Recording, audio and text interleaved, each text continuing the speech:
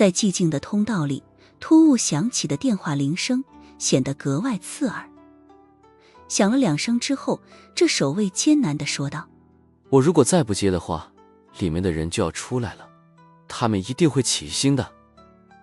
苏无忌的眼神冰冷，一把将他提起来，重重地按到了桌子上，地面的灰尘都被震得飞扬了起来。他说道：去接电话，如果敢有任何暗示，我保证你的脑袋会立刻和脖子说再见。这守卫感受着疼得要炸裂的胸腔，深吸了一口带着发霉味道的空气。放心，我绝对不敢乱说的。他随后伸出了颤抖的手，拿起了电话的听筒，里面传来了一道低沉又不耐烦的声音，还带着一丝电流的杂音。怎么现在才接电话？守卫努力让自己的声音听起来很正常，他说道：老板，刚刚放水去了，憋了很久，没尿完就赶回来接电话了。电话那边接受了这个解释，好像并没有过多怀疑，因为这种事情以往经常发生。他说道：计划有变，你通知下去，3小时之后博比瑞斯铁矿全体转移。转移？这守卫下意识地重复了一遍，随即感觉到脖颈上剑锋的压力骤增，表面皮肤又被割开了一道口子，一线鲜血顺着剑锋流到了桌子上。守卫和苏无忌对了一下眼神，立刻明白了对方的意思，于是忍着疼问道：老板转移去哪里？巴特伦铁矿。听到了这个答案，苏无忌的眼神骤然一凛。守卫继续问道：老板，这地下实验室暂时还没被发现，为什么要转移？那边听到了这个问题，似乎产生了一些疑虑。作为守卫队长，你今天的问题很多。苏无忌的眼睛里寒光一闪，这个看起来软怂的家伙居然是这里的队长。守卫队长艰难地笑了笑：老板，我就是觉得米国人都被我们打得落花流水，东路外围还有陆军第1师守着，完全不必转移。照我说的做，米国人损失了这么多，他们在后续会更加疯狂，这里不再是绝对安全。那边加重了语气：惹到米国人我们还有的打，要是惊动了华夏人，连我都得死。这守卫队长哭丧着脸看了苏无忌一眼，还担心惊动华夏人，人家可就在旁边听着呢。苏无忌的眼神已经越发冰冷了，那边的语气加重，带着不容置疑的威严：立刻去做，不要让我重复第2遍。是，我现在就安排下去，马上转移准备。守卫队长刚刚应了一声，电话便被那边挂断了，只剩下忙音在寂静的通道里回荡。得知要往自己的目的地巴特伦铁矿转移，苏无忌现在反而不着急了。他的剑尖抵在那守卫队长的胸口上，微微下压，刺破肌肤，问道：你现在回答我的之前的问题，这里面到底关着什么人？如果敢有半句谎言，后果你自己清楚。这里面有2个相连的实验室，5个米国佬在里面做实验。守卫队长说着，犹豫了一下，小心翼翼地观察着苏无忌的脸色，终于还是补充了一句：还有4个华夏人。这和索泰尔多的答案一样。苏无忌的语速极快：那些华夏人呢？他们现在的情况怎么样说？守卫队长战战兢兢地说道：华夏人是米国人的实验体。什么实验体？听了这句话，苏无忌的语气陡然间凛冽了起来，眼睛里骤然迸发出强烈的精芒，浓郁到有如实质的杀气，瞬间充满了这一片通道。不，你听我解释。这守卫感受到了苏无忌身上的杀气，简直觉得自己下一秒就要被碎尸万段。他甚至有种窒息的感觉，觉得呼吸都已经变得无比艰难，连忙说道：不是你想的那样子，是我用词不当。他们现在很安全。苏无忌调整了一下情绪，冷冷说道：再给你一次机会，如果说不清事实，你现在就会死。是这样的，那4个华夏军人从送来之时就是昏迷不醒的植物人，据说是在事故中头部受到了严重创伤。那5个米国佬都是脑科学家，他们被绑架过来，说是研究什么新型的神经再生技术。这些米国人用研究出来的新技术来尝试唤醒这些华夏人，最近他们都陆续醒过来了。醒过来了。苏无忌长长的出了一口气。刚才在听说华夏军官被当成实验体的时候，他感觉到自己仿佛已经化身成了火药桶，简直能把整个地下通道给炸碎。然而就在这个时候，桌面上的那台老式电话重又响起。电话那边的大老板带上了无比急促的声音：有人要对波比瑞斯铁矿发动毁灭攻击，我无法阻拦，立刻转移，立刻转移。守卫队长问道：是攻击我们的，还是攻击阵地上的米军的？此时苏无忌也已经从万灰尘那边得到了消息，米国的特种部队又来了10几人，开始全面进攻波比瑞斯铁矿。这些米国大兵的战斗力还是非常在线的，在第一次搜索行动吃亏了之后，立刻调集附近区域的人手，开始组织起新一波的进攻。几个特种小组互相配合，把这矿区的守军给打得节节败退。但是苏无忌本能地感觉到，这次电话那端所提起的毁灭攻击应该并不是冲着米国特种部队来的，他们这是要来毁尸灭迹。不要再说废话了，立刻撤离，立刻！电话那边还未说完，这通道便震了一下，螺旋桨的巨大噪声混合着清晰的爆炸声响从地面之上传来，无数灰尘扑簌簌地落下。守卫队长语气急促地喊道：这是轰炸，这是轰炸！他的话还没说完，一块拳头大小的石头便被从通道顶端震落，重重地砸在了他的肩膀上，疼得他痛呼出声。听筒里传来了忙音，电话线已经被炸断了。上方的武装直升机或许找不到这地下通道的入口在哪里，更没有配备能够穿透地面30米的炸弹，但是他们只要把这周边炸塌，那么地下空间里的人就要被永远埋在这里了。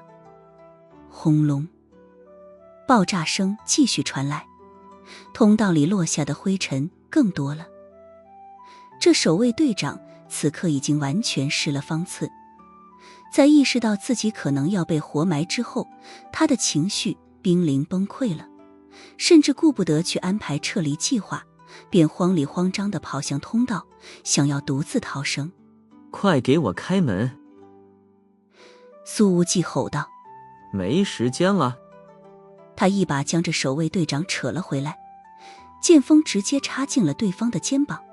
密码是什么？说。贯穿的剧痛让那守卫队长瞬间清醒了一些，他抬起手，哆哆嗦嗦地指向了铁门旁边一个不起眼的键盘，说道：密码是5418888114514。苏无忌直接把他压到了铁门跟前，让他输入密码。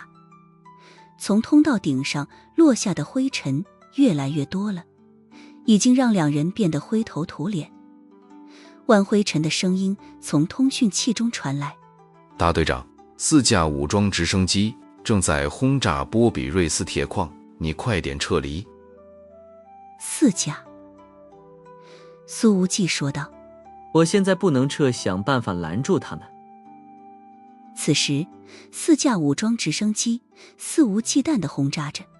这一波攻击下来，米国特种部队又减员了7、8个人。还好，由于整个铁矿的面积极大，以这些直升机的机载武器，想要对矿区的每一寸土地都实现火力覆盖，基本上是不太可能的事情。但是那一处秘密通道此刻已经摇摇欲坠了。万辉尘把俘虏的那个黑渊3级成员打晕过去，翻身冲向了矿区。他在纷飞的碎屑与烟尘中边跑边喊道：火山冰山，你们就位没有？给我干下来一架！附近有烈焰大队的狙击小组。是冰山已就位。通讯器里传来了一道沉稳的声音。隔了几秒，另一道声音响起：火山就位。砰砰，接连2道枪声随之响起，子弹全部击中了其中一架直升机的驾驶舱玻璃。那飞行员的身体上立刻被打出了2朵血花，飞机随之失控，歪歪斜斜地撞向了地面。轰！直升机落地之后当即爆炸，火光冲得老高。而这一枪过后，火山和冰山的位置也已经暴露了。一架武装直升机调转了方向，机头的链炮已经准备对着这2个狙击手的藏身位置开火了。要是这一通炮弹打下去，火山冰山很难躲得开，连游个全尸都很困难。此时万辉尘终于冲到了矿山守卫的防御阵地，抢到了一个单兵火箭筒。他扛起来略略一瞄，随即扣动了扳机。那一架要对着火山发射链炮的武装直升机当即被命中，当空炸成了一团大火球。然而这一下，万辉尘所在的位置也随之暴露了。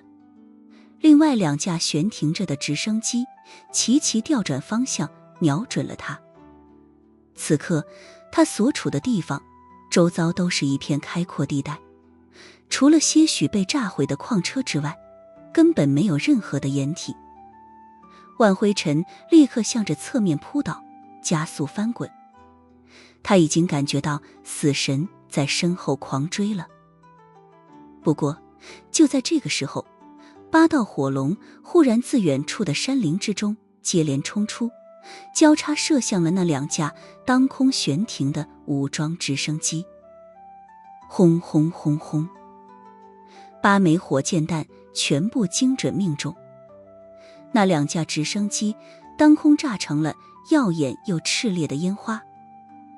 万辉尘看得愣了一愣，他的通讯器里居然响起来了一道陌生的女人声音：黑暗佣兵团就位。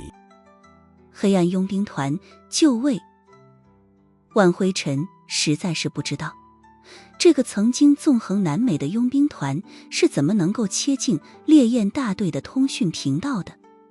但是此刻他想说的只有感谢。谢谢，干得漂亮。这位副大队长由衷地说道。心有余悸之后便是热血沸腾。老万知道，就在刚才那2架武装直升机的链炮真的只差一点点就可以把它撕碎了。这一片伊玛塔卡铁矿带的面积实在是太大了，烈焰大队的300人化整为零，此刻在附近来得及支援的只有寥寥几人。单靠他们的单兵武器，想要对付火力强大的武装直升机实在是太难了。而那几个当地的飞行员作战经验也明显是相当丰富，绝对是服役多年的老手了。万辉尘忽然想到，之前在跟苏无忌通话的时候，后者说了一句，这个江河日下的佣兵团好像和我爸还有点关系。当这句话浮现在脑海之中的时候，这一切都顺理成章地解释通了。为什么在委内瑞拉的陆军第1师包围安第斯山脉东路的时候，沉寂多年的黑暗佣兵团突然发起进攻，拼了命的非要打开一个缺口不可，都是为了那个此刻正身处地下的青年。大队长，黑暗佣兵团及时赶到，威胁已经解除。万灰尘说道。苏无忌的声音传来，好，我现在暂时安全。他的通讯器并未处在公共频道，因此也并未听到那一道女人的声音。此刻轰炸停止，地下通道已经没有灰尘再落下了，而苏无忌正紧紧盯着那一道铁门。那位守卫队长用颤抖的手艰难地试了好几次，终于输对了密码。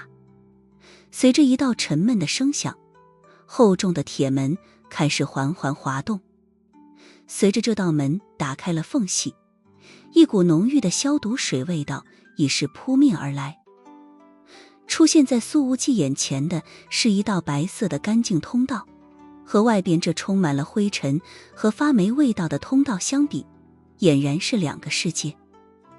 这一片区域明显是经过了特殊加固的，之前外面的武装直升机接连轰炸都没让这一片空间里落下什么灰尘，内部依旧光洁如新。2名持枪守卫已经快步跑了出来，他们看到嘴角有血的守卫队长，又看到用长剑挟持他的苏无忌，立刻准备射击。守卫队长见状，表情惊恐地喊道：自己人，别开枪！然而这2名猎人学校的精锐压根没听他的话，说道：我们只听老板的，老板说过，不管任何人，只要是带着生面孔进来，必须开枪。说着他们直接就要扣下突击步枪的扳机。这枪械都是最新型号，和之前矿区守卫们的老旧 AK 形成了鲜明的对比。然而在这2人扣下扳机的那一瞬间，苏无忌已经飞身而至他们的身前。这2人的话太多了，给了苏无忌近身攻击的机会。紫色的剑光横扫，2人的脖颈间立刻开始喷出鲜血。这2名猎人学校的精锐压根就没见识过这种鬼魅般的身形，此刻简直是毫无反抗之力。紧接着，苏无忌一把抓住了那名守卫队长，另一只手捡起了一把突击步枪，一个箭步便是冲过了整条通道。当抵达通道末端的时候，他猛然一个冲刺，手中的突击步枪便直接开火。哒哒哒哒哒，3名还没来得及反应过来的精锐守卫直接被打得胸口飙血，扑倒在地。根据之前那个名叫索泰尔多的守卫交代，在这一处地下空间里，一共有10个精锐佣兵，全部出自猎人学校。而现在，苏无忌已经干掉了5个人。之前那个索泰尔多还说过，这里面有一个近身高手坐镇，那10个猎人学校的精锐战士加起来都不是此人的对手。先左转，再右转，走30米，就是实验室了。这守卫队长喊道。苏无忌却并未狂奔，反而停下了脚步，抬起了枪口，对着前方的拐角处。前方有小半只脚露了出来。猎人学校的精锐也会犯这种低级错误。砰！苏无忌直接开枪，那半只脚上当即溅射起了一朵血花。一个身材高大的男人吃痛，失去了平衡，扑通栽倒在地。然而他这一倒下，脑袋正好摔在了墙壁之外。苏无忌的子弹紧随而至，直接钻进了他的天灵盖。随着第6名猎人学校精锐的脑袋被子弹贯穿，苏无忌暂停了攻击。通道内暂时陷入死寂，只剩下刺耳的警报红灯仍在不知疲倦地旋转，将血腥的场面映照得越发令人紧张。浓烈的硝烟味和血腥味儿混合着原本的消毒水味道，形成一种令人作呕的气息。守卫队长瘫软在地，看着苏无忌如同杀神般的背影，大气都不敢出。在他看来，这个青年简直就是一台最精密的战争机器，从头到尾都没有犯过一丁点错误。苏无忌静静贴墙站立，感知力完全放开，捕捉着所有细微的声响。他的突击步枪微调枪口方向，指向左侧通道拐角后的阴影。还剩4个。他在心中默数，眼神锐利如鹰似。而就在这个时候，一个身穿黑色作战服、身材高大的敌人忽然自通道的拐角处出现。在此人出现的刹那，苏无忌便感觉到了动静。他扣下扳机，抬枪便射。没想到这个身穿黑色作战服的敌人反应速度极快，他居然预判到了苏无忌的射击，一个标准的矮身侧滑步躲开了子弹。一枪没射中，苏无忌的脚底在地面上重重一踩，身形骤然前扑。而在侧滑的同时，那个高大敌人手中的枪口已然抬起，朝着苏无忌连续开了3枪。3发子弹呈挺字形射向苏无忌的胸腹要害，枪法刁钻狠辣。然而面对这种攻击，苏无忌的冲势半点不减，身体已经在高速运动中做出了非人类的扭曲规避，如同柔弱无骨一般。他险之又险地避开了2颗子弹。与此同时，紫色长剑一挥，第3颗子弹直接被他精准劈飞。这一系列动作看似复杂，却全都在电光石火间完成。啊！这时候，那名守卫队长控制不住地发出了一声惨叫，因为苏无忌劈飞的子弹在经过了墙壁的反弹之后，钻进了他的小腿肌肉里，半边裤腿立刻被鲜血染红了。这时候又是一道惨叫声响起，苏无忌的紫色软剑斜斜一劈，那名身材高大的敌人立刻胸腹飙血。哪怕他们是猎人学校的精锐学员，可一旦被苏无忌近了身，根本不是一合之将。还剩3个，真他妈懵！那守卫队长忍着小腿的疼痛，居然本能地开始替苏无忌数着。然而此刻苏无忌已经杀进了拐角之后的通道里，守卫队长已经看不到那边发生的交战情形了。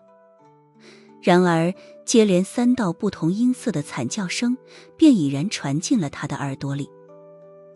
至此，地下空间里的10个精锐守卫全部死在了苏无忌的手中。太强了！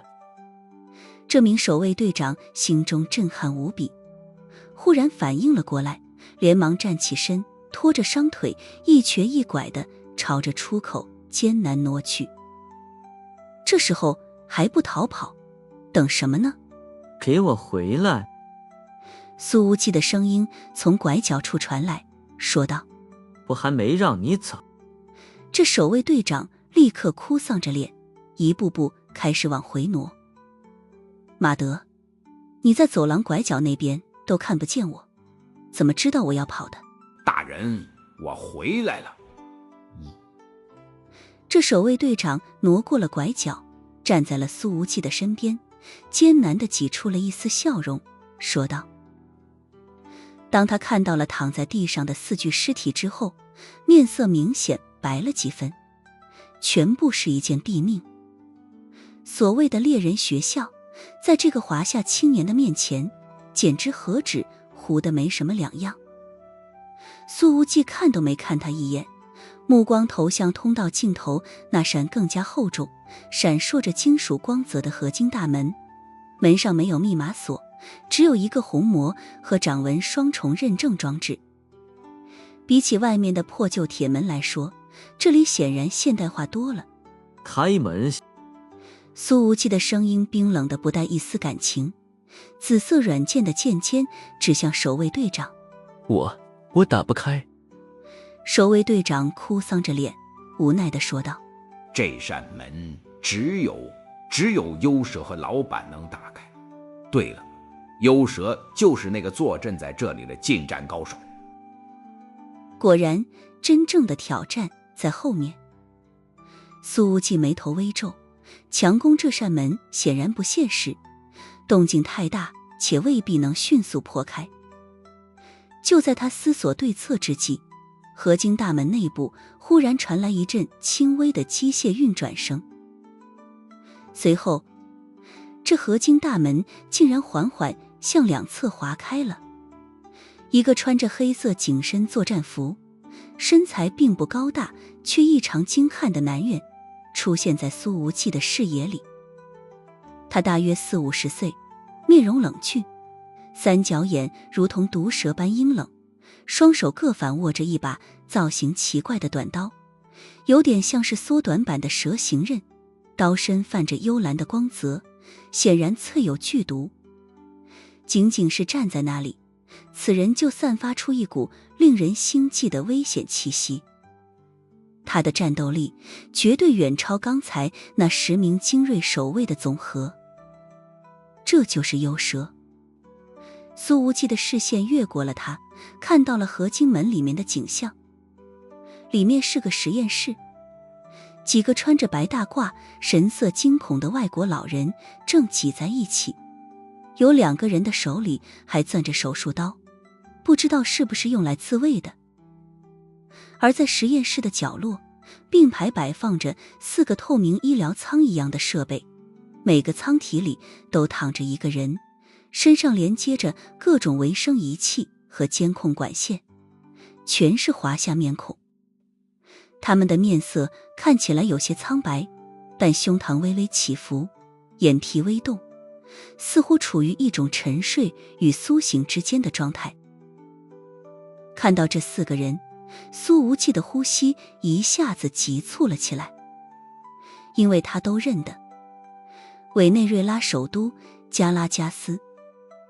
在塔亚的庄园别墅里，不知何时来了几个身穿黑色西装的男人，只有一人坐在沙发上，其余人全部站着，而那位毒枭塔亚甚至微微弓着身子立在一旁，脸上带着清晰的讨好之意。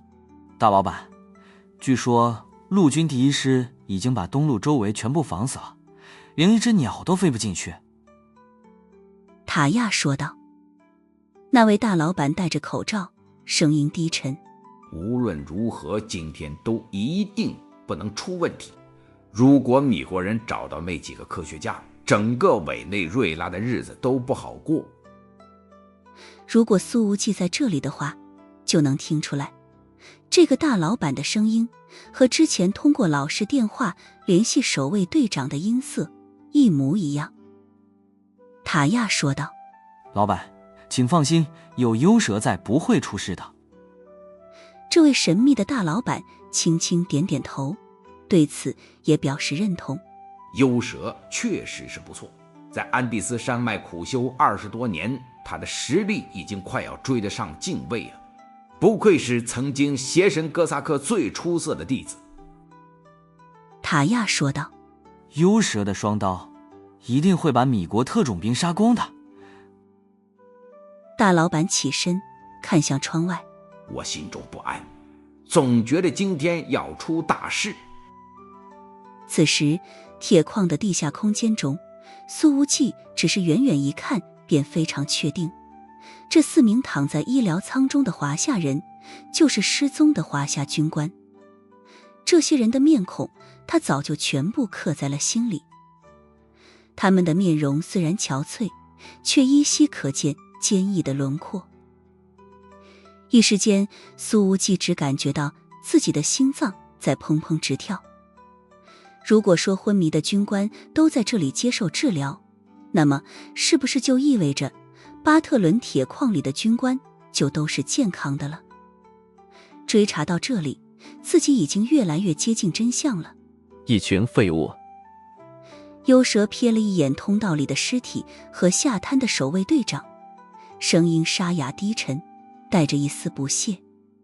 守卫队长战战兢兢，完全不敢吭声。幽蛇的目光最终落在苏无忌和他手中那柄奇特的紫色软剑上，阴冷的眼中闪过一丝感兴趣的意味。能这么快清理掉外面的垃圾，你还算有点本事。幽蛇说着，缓缓抬起短板的蛇形刃，双手斜斜交错，摆出一个诡异的起手势，冷冷笑道：可惜你也就到此为止了，任何闯入者都必须死在我的刀下。他的话语之中流露出了浓浓的自傲意味，但那阴冷的语气让人浑身都不舒服。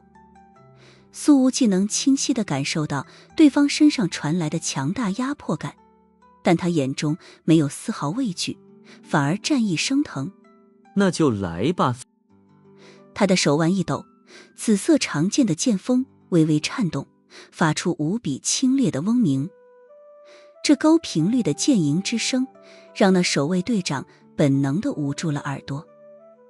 而在他的视线里，苏无忌的脚底在地面上重重一踩，整条通道都明显颤了几颤。而下一秒，这个华夏青年的身形便径直冲向了这个幽蛇。双方没有任何废话，战斗瞬间爆发，幽蛇也随之动了。他的速度快得离谱，仿佛真的化作了一条贴地疾行的毒蛇，身影一晃便拉近了距离。两把淬毒短刃如同毒蛇的獠牙，一上一下诡异地刺向苏无忌的咽喉和小腹，角度极为的刁钻狠辣。苏无忌的软剑刚柔并济，舞出一片湛湛紫光，精准地拦下了淬毒短刃的每一次攻击。两把兵器瞬间碰撞了几十次，刺眼的火星在通道之中四溅。那守卫队长生怕波及到自己，拖着一条伤腿向后面艰难地挪去。而双方的每一次碰撞，苏无忌都感觉到一股阴冷诡异的劲气透过剑身传来，震得他手腕微微麻木。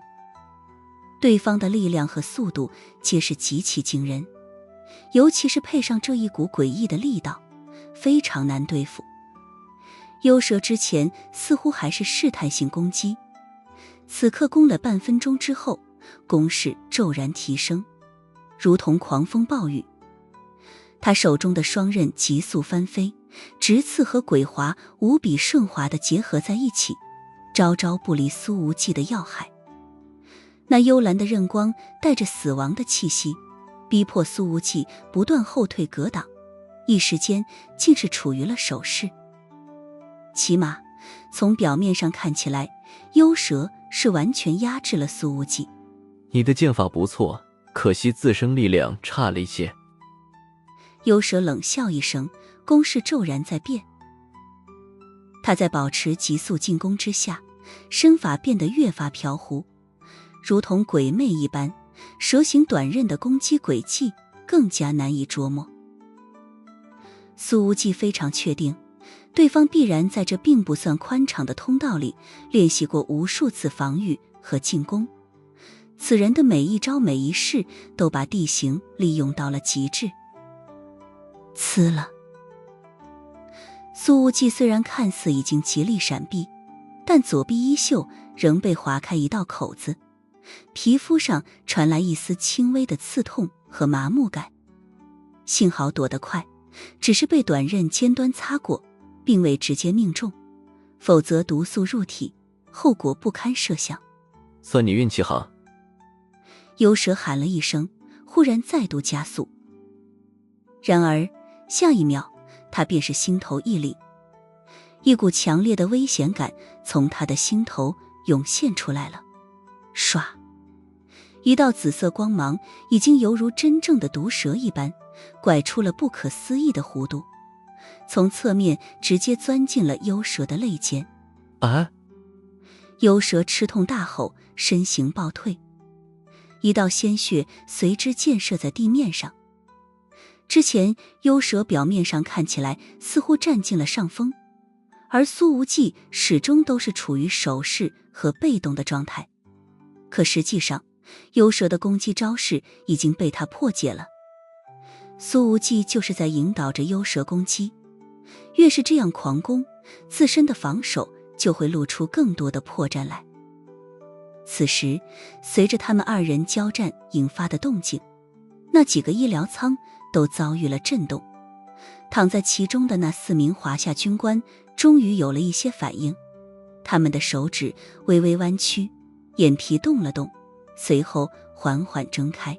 阴险狡诈的混蛋！幽蛇怒骂了一句，他的泪尖飙血，愤怒至极。刚刚那一招紫色软剑简直像是一只眼镜蛇王，而与之相比，那2把蛇形短刃根本就是2条未成年的小蛇而已。幽蛇知道，如果不是自己刚刚退得够快，那把紫色软剑绝对能够横贯他的胸腔，直接刺爆心脏。你死定了！幽蛇被愤怒冲昏了头脑，一声大吼，身体如同陀螺般急速旋转，淬了毒的双刃在通道中仿佛掀起了一股蓝光风暴。面对这致命的双刃绞杀，苏无忌浑身的力量暴涌至手臂，紫色剑芒陡然加速，快到了极致。这一刻，淬毒蓝光完全被湛湛紫芒压过，这一条通道好像都变成了紫色的世界。幽蛇显然没料到苏无忌如此悍勇，竟然能释放出这般狂猛的攻击。他若是依旧执意进攻对方，自己也必然被这紫色剑芒劈成2半。苏无忌这并不是2败俱伤的打法，而是以攻代守。他已经算准了这个幽蛇会做出什么样的反应来。电光火石间，幽蛇终于还是选择了自保，他的双刃回撤，交叉格挡在胸前。吭！紫色软剑的剑锋精准地劈在蛇形双刃的交叉点上，金铁交鸣之声如同霹雳一般炸响。幽蛇只感觉到一股磅礴的巨力从紫剑上传来，他被震得向后连连滑退了好几步。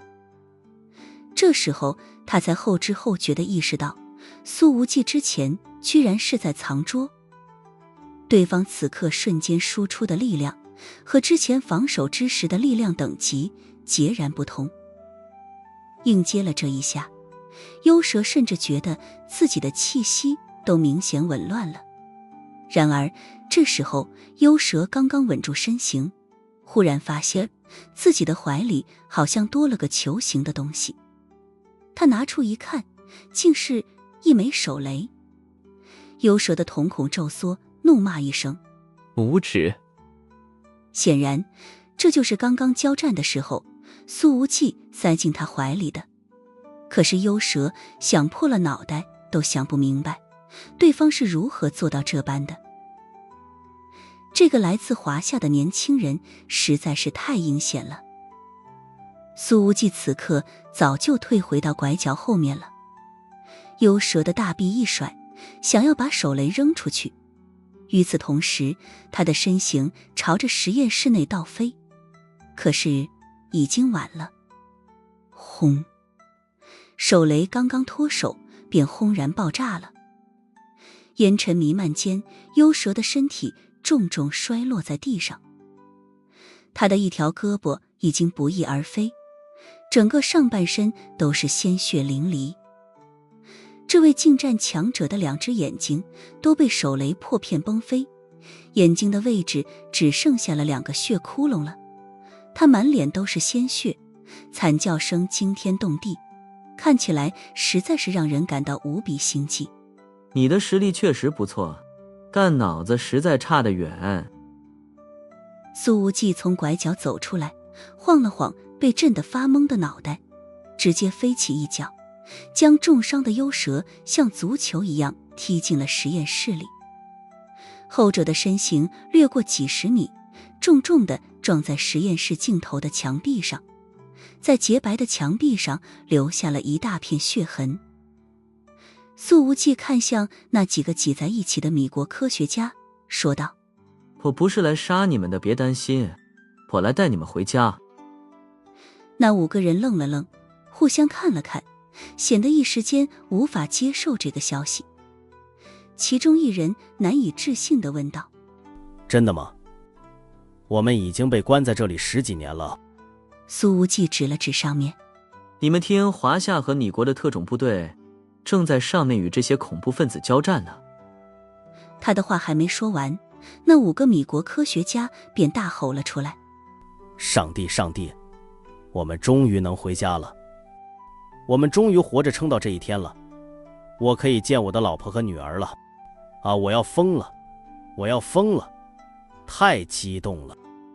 还有一个人直接跪倒在地上，双手捶胸，歇斯底里地大吼着，发泄着心中的情绪。苏无忌走到了医疗舱的前面，和那4名失踪的军官逐一对视了一下，眼湖中有着无比复杂的情绪在激荡。他扭头问向那些情绪激动的米国科学家，说道：你们先平静平静，我想知道他们现在的情况怎么样。几名米国科学家抹了抹眼泪：放心吧，他们都已经醒过来了，意识是正常的，就是身体太虚弱了，需要漫长的恢复期。他们和我们都可以回家了。谢谢。苏无忌随后转向了那4个军官，他没有多说什么，只是抬起右手敬了个军礼。他做出这个动作之后，能够清楚地感觉到这4个军官们眼睛里的光芒都是一颤，其中都有着说不清的情绪，似乎藏了千言万语。他们昏迷了7年，也许做了7年的梦，又也许只是睡了长长的一觉，梦醒时分便是回家的时候。我们回家。苏无忌放下右手，轻声说道。半小时之后，加拉加斯市毒枭塔亚的庄园里，这个神秘大老板的手机响了起来。他听着那边的汇报，眉头顿时狠狠皱了起来，声音之中透着难以置信。这怎么可能？幽蛇死了，9个人都被带走了。在得到了确切的回复之后，他把手机狠狠地摔在了地上。塔亚也觉得很是难以置信。这怎么可能？整个委内瑞拉能够战胜幽蛇的，一共也没有几人了。这时候，大老板深吸了一口气，问道：用武装直升机轰炸铁矿的决定，到底是谁做出来的？塔亚流露出苦涩的表情。老板，你都不知道，我更不清楚了。停顿了一下，他看着大老板眉头紧锁的样子，小心翼翼地说道：能够指挥陆军第1师围困山脉东路，并且出动直升机进行轰炸的，一共也没几人吧。他知道大老板的心中早就有答案了，但是他不讲，自己这做下属的自然不方便明说，背后的利害关系太重了，塔亚知道自己根本承担不起。大老板站起身来，看了看这位跟了自己多年的得力手下。塔亚，你现在就离开这儿，跑得越远越好，千万不要落到米国人和华夏人的手里面。说不上为什么，在听到这句话之后，塔亚的心里面涌出了一股不太好的预感。他知道事情的严重性，并没有提出任何异议，而是说道：大老板放心，我现在就走。然而就在塔亚刚刚转过身之时，他的身形便是狠狠一僵，因为一把匕首已经插在了他的后心之上。塔亚的脸色瞬间涨红，眼睛里全是难以置信。大老板，为什么？他艰难地开口说着，鲜血已经从嘴角溢出来。这就是最安全的方式。激进派已经选择毁掉波比瑞斯铁矿，下一步就是堵我的嘴。说着，大老板的眼睛里浮现出了一抹决绝的狠意。他深吸了一口气，又说道：在送你上路之后，我自己也得藏起来了。或许过几天新闻就会报道扎拉加斯市长失踪的消息。这位大老板居然是首都加拉加斯的市长。这个拉美国家果然是黑白不分。塔亚的身体无力地倒在地上，眼睛里满是复杂，断断续续地说道：也许从成为你的利益代言人的那天起，我的结局就已经注定了。大老板摇了摇头，语气已然回归了平静。你我其实一样，并没有太多的区别。然而当这位大老板带着几个手下走出去之后，却赫然看到不知何时院子里已经站着2个陌生的男人，而大老板之前所带来的那些保镖全部倒在地上，每一个人的喉咙上都有着一道血口子。他们并未全部死透，有的还在捂着脖子无力地挣扎，有的还在无意识地抽搐着。这幅场景极为骇人。然而大老板之前却没有听到一声求救与示警。显然这一群保镖的实力加起来都不是那2个陌生男人的对手。你们是谁？嗨，接哦！大老板狠狠皱着眉头问道。他的身后还有4个身穿黑西装的保镖，然而面对满地的尸体，这4人已经完全没有了出手的勇气了。我们接到少爷的电话，本来是来抓塔亚的，却没想到捞到了更大的鱼。其中一个男人说道。既然如此，那个塔亚死了也就死了吧。他在说话间，银光闪闪的午夜飞镖在手指间上下翻飞着。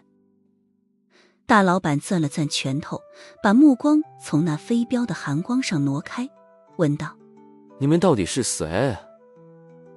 这个手持飞镖的男人说道：我叫金泰珠。随后他指了指旁边一言不发的冷脸男人，说道：他叫冷血。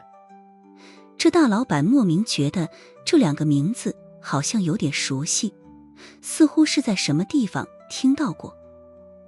金泰珠淡淡说道：太阳神殿来南梅了。什么？太阳神殿？这大老板的腿一软，脑袋控制不住的一阵眩晕，一屁股坐在了地上。他的眼中已经浮现出了浓浓的绝望。此时苏无忌接连把4名华夏军官从勘探井中抱了上来。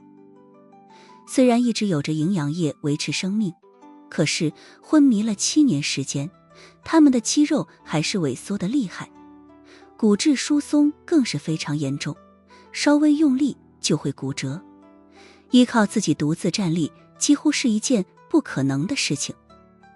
万灰尘已经迎了上来。苏无忌说道：联系米国方面告诉他们，华夏特种部队找到了5名失踪米国科学家。这些科学家当年失踪的时候，最年轻的是46岁，现在15年过去，一个个皆是白发苍苍。得知真的要回国了，他们一个个涕泪交零，又哭又笑，依旧处于恍惚的状态里。现场的交战告一段落，4架直升机的残骸溅射的到处都是。委内瑞拉的陆军第1师并没有打过来，他们已经被黑暗佣兵团的犀利攻势完全牵制住了。4名华夏军官里有2名受了极强的情绪冲击，此刻又已经昏迷了过去。大队长，万灰尘说道：幸亏有黑暗佣兵团相助，不然我们今天会遇到点麻烦。苏无忌明白，老万口中的遇到一点麻烦，基本上可以等同于没了性命。他们负责人是谁？见到了吗？苏无忌问道。还没有。万灰尘说道。他们在击落了2架直升机之后就离开了，没有和我打照面。苏无忌说道。好，先不去理会这些，得想办法把他们送出去。米国方面还有7个科学家处于失踪状态，而华夏这边数字则是明显更多一些。委内瑞拉的第1师吃了大亏之后，增派了陆军第2师和装甲师，这2股部队在半小时之后就会赶到东路。现在黑暗佣兵团的压力应该非常大。万辉尘说道：我已经请求空中支援了，但还需要1个小时。在进入安第斯山脉之前，万辉尘便已经提前协调好了直升机，提前等在了巴西与委内瑞拉的国境交界处。跨大洋秘密作战，空中支援确实是一件很麻烦的事情。苏无忌说道：通知烈焰大队第1、第2中队继续在伊玛塔卡铁矿带搜索，无论外面打得多激烈，都不要参战，找人为先。停顿了一下，他的眼神里透着凌厉之意。至于第3岸到第10中队，给我立刻集结，主动出击，去反包围第1师。人少对人多，反包围。万辉尘没想到，年轻的大队长竟然这么敢想。他当即血冲脑门，振奋地喊道：是。苏无忌的语气里透着无穷的杀意，说道：敢阻挡我们救援，我倒要看一看华夏最出色的特种部队和南美最厉害的佣兵团，前后夹击，能不能送这第1师的师长上西天？装备精良的黑暗佣兵团对上陆军第1师，已经把对方的阵型完全打散了。他们成功地从东路包围圈上打出了一个大豁口，让一小股精锐部队顺利潜入。也正是这一小股精锐部队，用单兵火箭筒成功地击落了2架悬停着的直升机，救下了万辉尘和烈焰大队的狙击手。但是在完成了这个任务之后，他们并没有任何停留，掉头返回，继续给东路的第1师施压，也给队友们减轻压力。毕竟在拉美的这些国家里，委内瑞拉的正规军已经算是比较能打的了。黑暗佣兵团的人数处于绝对劣势，想要保持住这种相持态势，并不是那么容易的事情。其中一人穿着黑色作战服，背着细长的唐刀，迅速奔走在山路上。他撤回去的时间比佣兵团的其他战友要晚一些，直到从望远镜里看到苏无忌出现在地面之后，他才放心地离开。团长，战斗一族减员20个人，基本丧失战斗力。团长，我们的武装直升机被击落了3架，剩余的5架被委内瑞拉的陆军直升机牵制住了，暂时无法越过包围圈。团长，第3组无法坚守阵地，请求第4组从侧翼支援。一道又一道消息在这姑娘的通讯器里响起，每一个字都透着巨大的压力。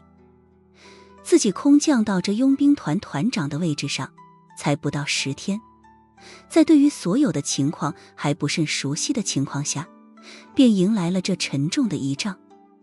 理由很简单，一切为了苏无忌的安全。哪怕这个过程中充满着无穷的凶险，他也是毫不犹豫。而让自己接下这担子的是个女人。对方在电话里并没有自我介绍，但是那种平缓润滑的音色莫名地散发出一股强大的幸福力。这姑娘知道苏家很厉害，但她没想到的是，曾经纵横南美的黑暗佣兵团居然也是苏家说了算。坚持半小时，支援随后就到。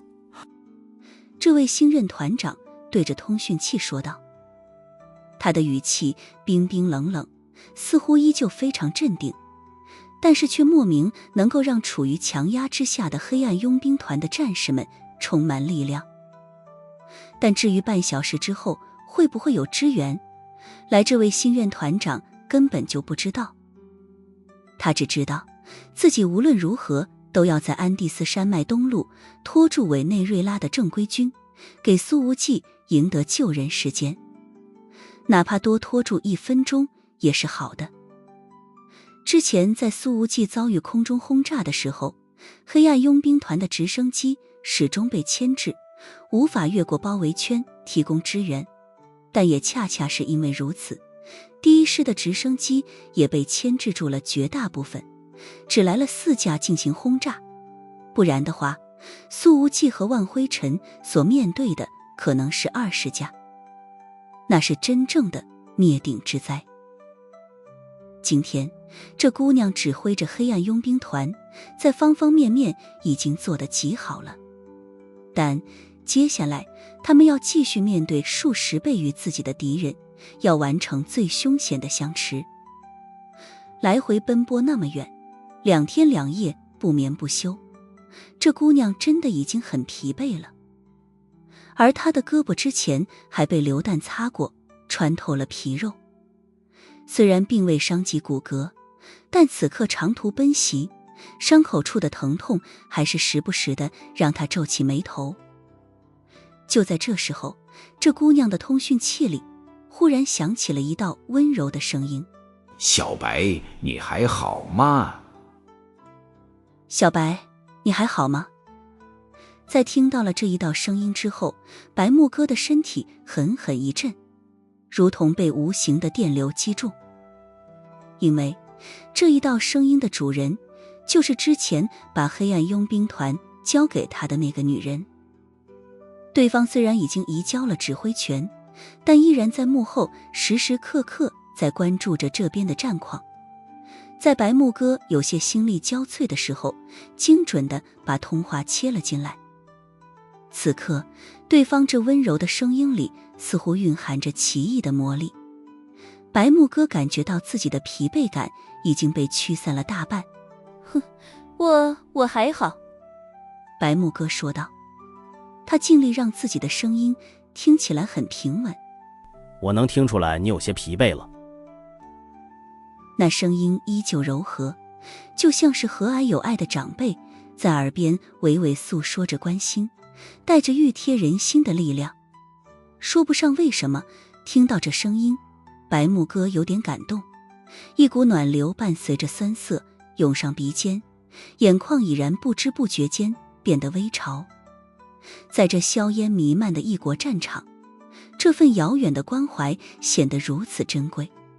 为了无忌的安全，这没什么的。白木哥的声音平静，他揉了揉发红的鼻尖，脚步不停，在山林之中迅速穿梭着。你这几天做的已经很出色了。通讯器那边说道，我在像你这么年轻的时候，可远没你这么优秀。不知道为什么，在听到这柔和的声音之后，白木哥莫名其妙地产生了一股强烈的倾诉欲，似乎想把自己的一切都说给这个女人听，哪怕现在根本不是聊天叙旧的时候。他轻声开口说道，我并不优秀，甚至不能算是个好人，您的评价我真的受之有愧。对方的声音仍旧温和包容。小白，我其实一直都很看好你。白木哥的眸光微明，脚下却在继续加速。呼呼的风声吹过耳畔，也吹进通讯器里。虽然还不知道您的身份，但刚刚那句话让我备受鼓励。白木哥自己也说不清为什么，他在听到通讯器另一端的女人说话之后，的确有了更多的力量，身体的疲惫已经重又被昂扬的战意所取代。通讯器另一端的女人说道，有些和我关系非常亲近的人希望我来改变你，但我其实从未想改变你什么，你的路就在脚下，每一步都是你自己走出来的，独一无二。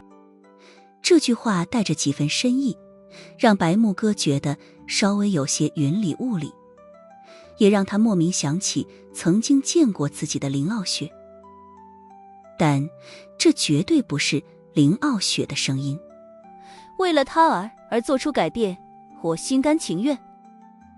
白木哥认真地说道，需要帮忙吗？对面温和地笑了笑。累了可千万不要硬撑，那样太傻了。听到了这句话，白木哥犹豫了一下，还是说出了自己的诉求。委内瑞拉政府军向安第斯山脉东路增兵了，第2师和装甲师已经在路上了。黑暗佣兵团出现了一些减员，我需要空中支援。然而对方并未直接回应支援的事情，只是话锋轻轻一转，说了一句：等这一仗打完，来家里吃饭吧。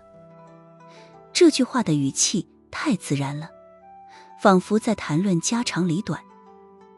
白木哥猛地一愣，他本能地停下了飞奔的脚步，整个人如同钉子般定在原地。这一刻，一个难以置信又合情合理的猜测如同闪电般划过脑海。他终于意识到，在那边跟自己通话的女人到底是谁了。夜风吹过山林，拂动他的发梢，也吹散了白木哥心中最后的迷雾，让他恍惚间有种被巨大的惊喜击中的眩晕感觉。您是阿姨？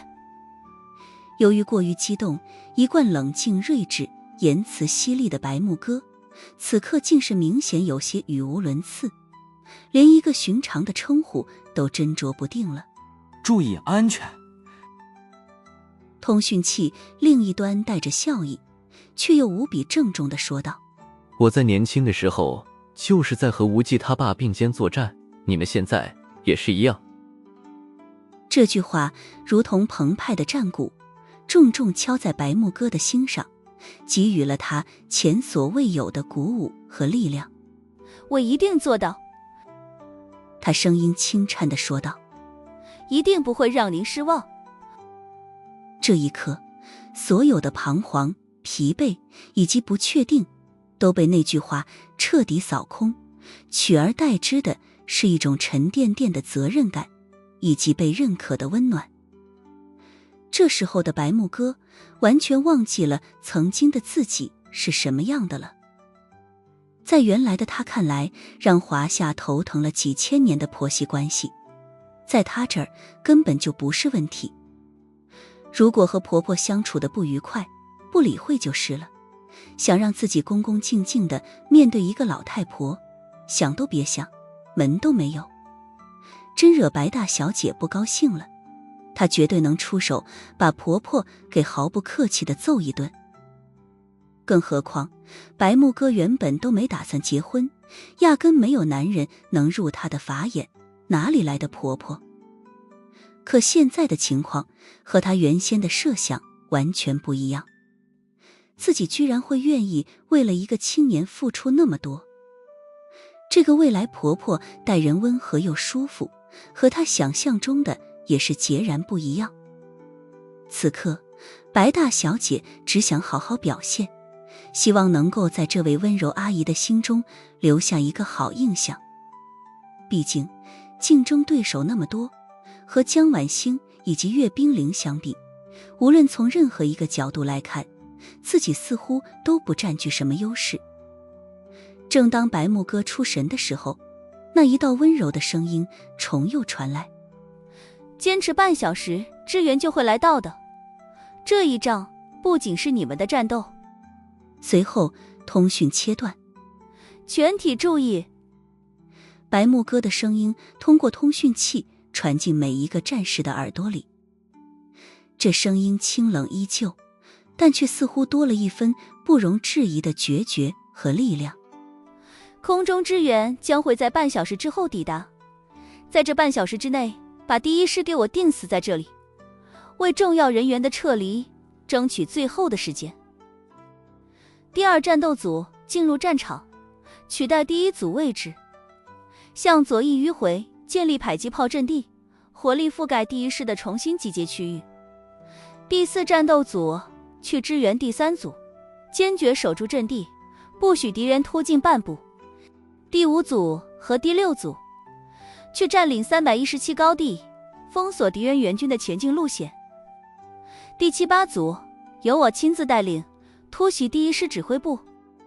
一连串命令无比清晰地下达。黑暗佣兵团的战士们虽然惊讶于这位新任团长语气中突然迸发出的强烈自信，但高效的执行力还是让他们立刻按照指令行动。这支纵横南美多年的铁血佣兵队伍，如同最精密的战争机器，迅速且高效地运转起来。而就在这个时候，苏无忌的声音忽然在通讯器里响起：“白团长英姿飒爽啊！”这声音里带着笑意，也带着和之前那位阿姨相同的融融暖意。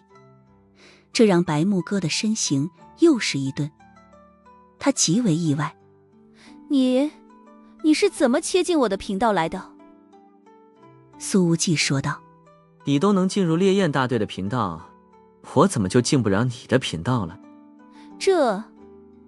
这一刻，白木哥的声音都开始变得有些不自然，因为他本身只想默默地做着这一切，压根没想让苏无忌知道。那个青年的声音再度响起：“烈焰大队集结了一大半人马，已经赶去东路边缘了，估计会在15分钟之内赶到，两支队伍并肩作战吧。”白木哥重重点头，微微湿润的眼眶之中战意无限。并肩作战。他迅速地冲回了阵营之中，准备带着2个战斗组突袭敌军第1师指挥部。黑暗佣兵团的人数不到对方的1/10，却能够与这正规军王排师周旋到这种程度，已经是一件相当值得骄傲的事情了。白木哥手里端着突击步枪，身形快如鬼魅，每一次点射都伴随着一名敌人的倒下。而他所带领的这2个战斗组也是狠辣而高效，如同最锋利的尖刀，直插敌军腹地。正面的防守压力陡增，第1师的指挥官意识到了白木哥想要干什么，立刻调集力量，集中在正面防御，和黑暗佣兵团硬碰硬。虽然黑暗佣兵团这边人数少，却只是瞄着7寸狠打。第1师指挥部这次受到攻击，使得几个团的战术执行都变得僵硬了许多。白木哥强攻了近10分钟之后，敌方的防御阵型终于被打得松动了一些。第1师的师长已经准备后撤了。而这时候，指挥部的后方与侧翼忽然爆发出了极为激烈的枪声。万灰尘的声音在通讯器之中响起来：“白团长，奉大队长之命，烈焰大队加入战斗。”华夏最顶尖的特种兵们终于赶到了，当即发起了最猛烈的突击。这一支战力强悍的队伍一加入战斗，便展现出了超强的战斗层次感，各种战术轮番上阵，默契配合，瞄准敌军肋部猛攻。这一刻，烈焰大队就像是一把烧红的战刀，狠狠切入了第1师的侧翼。5分钟之后，第1师的阵型便被拦腰斩断，被打得首尾不能相顾。第1师本来人数占优，现在也减员超过了1/5了。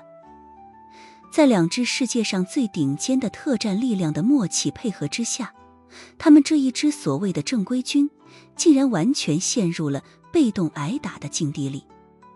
指挥部一次又一次地受到攻击。第1师的师长马库恩躲在装甲车里吼道：“第2师装甲师，你们的直升机呢？快点来啊！再不来支援我就要完蛋了。10架武装直升机已经来了。”这是装甲师师长的声音。果然，空中已经传来了巨大的轰鸣声。这是真正考验烈焰大队和黑暗佣兵团的时刻。白木哥抬起头，看着夜空之中的狰狞巨兽，看了看表：“坚持还有10分钟，10分钟后全面反攻。”